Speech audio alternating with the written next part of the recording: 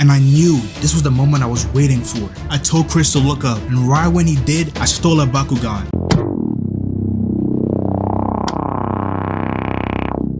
Now, we've all done things we aren't proud of. Some worse than others. And don't get me wrong, we all continue to make mistakes. I guess it's just part of life and growing up. You see, all those lessons shape you into the person you are. And being a dumb and menacing kid kinda shaped me up into being a slightly less dumb adult. We can all recall as kids that we always wanted the same things our friends had. And don't lie, we've all done this. For example, say when you were a kid, your guy brought these new Pokemon cards to school, and you saw that he had like all these new cards that you haven't seen before, and now all of a sudden, you just want new Pokemon cards. I ain't gonna lie to y'all, man, that's some shallow shit right there. I mean, let's be honest, all kids are shallow. You ever went up to your parents and just asked them for a new toy? Not because you actually wanted one, but just because you've seen someone else with that toy, and that makes it worse. So now you throw a temper tantrum when they say no. We've all seen those kids, white people, who go into a full-blown tantrum whenever mom says no to a lollipop. Man, when you see that, don't you just wanna...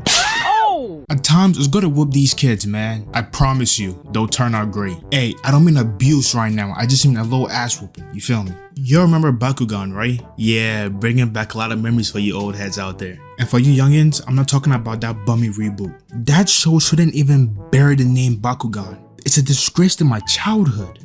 I remember I was chilling with my little cousin one time. Dude's like 6 and he was on his iPad. Can we just pause for a minute? Mans is 6 and has an iPad. Bruh, when I was 6, I was trying to figure out if my toys came to life when I looked away. He was watching Ben 10 and showed me what Stinkfly looked like. Bro, felt like Cartoon Network stabbed me in the heart. Look at what they did to my dog. Like, who is that? That ain't Stinkfly. I refuse to believe it. Alright, man, enough of that, cause that's a whole different rant. Back to Bakugan. Back in the day, if you had those toys, you were a G. You had all the baddies. Everyone wanted to be around you. Oh, that's how it was for me in my school. Sadly for me, I never had a Bakugan when it was really popular in my school. I remember pestering my mom every day to get me a Bakugan. But her being a good mom told me that I had enough fancy toys that most kids didn't have. Which was true. I had so much toys that I didn't even know what to do with. And all that didn't matter. I just wanted that Bakugan. I had a classmate, Christopher, and he had all the Bakugans. I'm talking about like every single one from red to purple to green. I'm talking about he had the whole collection. Which meant he was a popular kid in the class. Which meant he also got all the shorties. And I ain't gonna lie, that kinda made me mad. Yeah, I was kinda hating. But that don't matter, bro. Seeing him with all them girls, bro, it got me tight. Now, see, Chris and I were on good terms. We weren't like super close friends. We kinda had that Naruto and Sasuke relationship. Chris used to bring his Bakugans to school almost every day and kept on bringing new ones every couple of weeks. So you can see why I was kinda mad.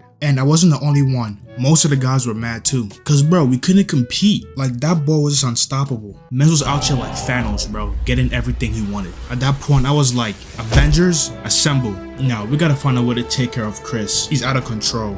Man, all them guys folded. So, I was left on my own. Fine, I'll do it myself. So, little old me hatched the plan. Now, let me break it down for you, know what I'm saying? Show you how my little brain worked at the time. So here we go, boom. The plan was, we had recess. I would sneak off into where we kept our bags, go through Chris's bag, and steal all his Bakugans. But see, there was a flaw in this plan, because if I took his Bakugans, I would have nowhere else to put him apart from my bag. And I knew Chris was gonna go for his Bakugans during the school day. And then if he went into his bag and they weren't there, there'll be a panic, which meant there'll be a backpack search. And if the Bakugans were found in my bag, oh yeah, my ass was grass. So yeah, that plan was like out of the window. So yeah, I took the L in a kindly and fascinating manner. But I was like, alright Chris, you won this round. Don't worry though, I'm gonna get my lick back. After school, when all the weirdos had been picked up early, yeah, you know, the cool kids got picked up late. And we can all agree that the toughest things happen late after school. After school, all the kids in my class used to hang out at the outdoor cafeteria, just doing some wild things. Bro, those were some good times. One day, after all the kids had left, it was only me, Chris, another kid named Derek, and Mike. So Chris had pulled out like 10 plus Bakugans, and we were just playing, having a field day. But in the back of my mind, I was like, damn, I'll finesse you right now for all of these. Sounded like God heard my prayers, because mid-game, a janitor came looking for me, telling me that my mom was here to pick me up. And I knew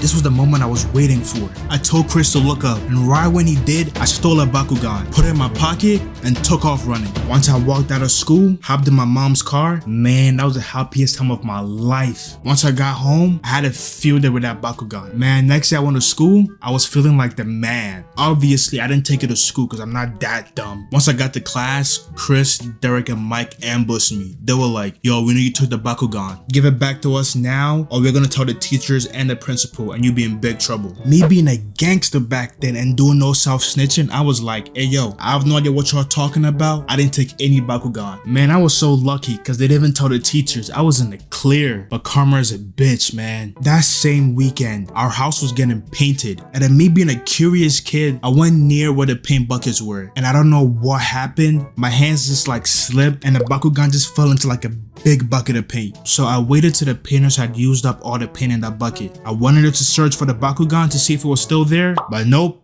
it was gone. Either the painters threw it away or one of them took it home to their kids. And yep, after that day, the Bakugan was never seen again. After that day and other handful of occasions, I learned a valuable lesson that made me to the person who I am today. Stay in your own lane, focus on yourself, and don't worry about the next man. Your time will come. Oh yeah, by the way, Chris, if you're somehow watching this video, yes my guy, I stole your Bakugan.